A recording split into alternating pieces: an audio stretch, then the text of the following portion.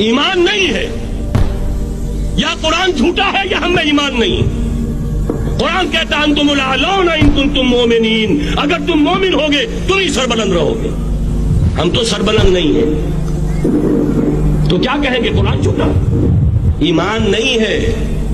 ہمیں موروثی عقائد مل گئے ہیں اپنے والدین سے، ہم by birth, accident of birth مسلمان ہو گئے ہیں، ہم نے اسلام کی کوئی قیمت نہیں دی ہے، اسلام کو کوئی تکلیف جھیل کر اپنے لیے اختیار نہیں کیا ہے۔